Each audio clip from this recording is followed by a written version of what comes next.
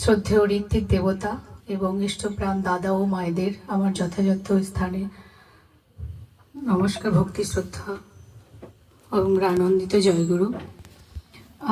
আজকে শ্রদ্ধেয় দীপঙ্কর দাস দার বাড়িতে সৎসঙ্গ, জানি না কি উদ্দেশ্যে উনি সৎসঙ্গ দিয়েছেন। ওনার ঠাকুরের আতুল চরণে আমার প্রার্থনা তার ইচ্ছা যেন তিনি পূরণ করেন।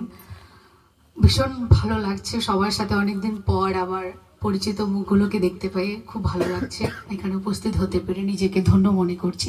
আমি জাস্ট আজকেই এসে নেটিতে জয়েন করলাম, আমি দেওঘরে গেছিলাম, তো ফিরে আজকে জাস্ট দুপুরে এসছি আর শুনলাম আজকে সৎসঙ্গ, তো খুব নিজেকে ধন্য মনে হচ্ছে উপস্থিত হতে পেরে।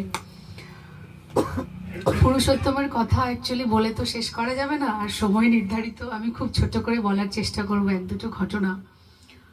তো এক সময় ঠাকুরকে প্রশ্ন করা হয়, আচ্ছা ঠাকুর, আপনি যখন আগের অবতারে ছিলেন, যখন ভগবান শ্রীকৃষ্ণ হয়ে এলেন, তখন কংসকে বধ করলেন,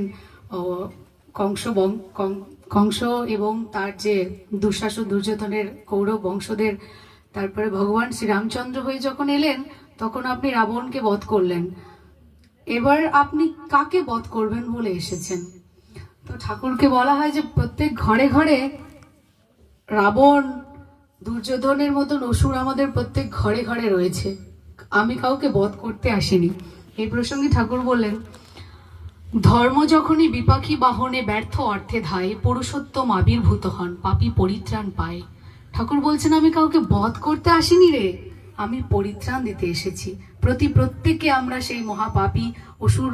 আমাদের মধ্যে আচার্যদেব বলছেন, আমাদের মধ্যে সেই ভগবৎ সত্তাও আছে, ঈশ্বরত্ব আছে, ঠাকুরত্ব, যেটা ঠাকুর বলছেন তোমার মধ্যে ঠাকুরত্ব না জাগলে, এই যে সত্যানুসরণে বলেছেন তোমার মধ্যে ঠাকুরত্ব না জাগলে, মানে আমার মধ্যে ঠাকুরত্ব আছে, আমার মধ্যে আবার অসুরত্ব আছে।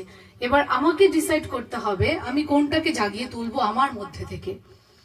তো আমরা এজন্য তিনি এই বাণীগুলো দিয়েছেন যে তিনি আমাদের পরিত্রাণ। আমরা প্রতি মুহূর্তে ভুল করি, ঠিক করি, আবার শুধরাই, আবার ঠাকুর মানে ঠক্কর, প্রত্যেক মুহূর্তে তিনি ঠক্কর দিয়ে দিয়ে আমাদেরকে আবার শুধরে দেন। তো এই হচ্ছে আমাদের ঠাকুর, তিনি আমাদের পরিত্রাণ দেওয়ার জন্য এসেছেন। আমরা ভুল করব, ঠিক করব, আমাদের জীবন চলনায় তাকে প্রতি মুহূর্তে প্রতিষ্ঠা করার চেষ্টা করব। আর একটা আমি বলবো যে আমি যখন এনআইটিতে স্টুডেন্টসদের সাথে, আমার বন্ধু, আমি ফ্যাকাল্টিদের সবাইকে যাজন করি, তখন অনেক রকমের কথা হয়, তারা সবাই সম্মতি দেয় না এরকম। কিন্তু একটা জিনিস দেখেছি যে কেউ বলে, ইভেন যারা সৎসঙ্গী তাদের মধ্যে একটা প্রবণতা দেখি যে উৎসব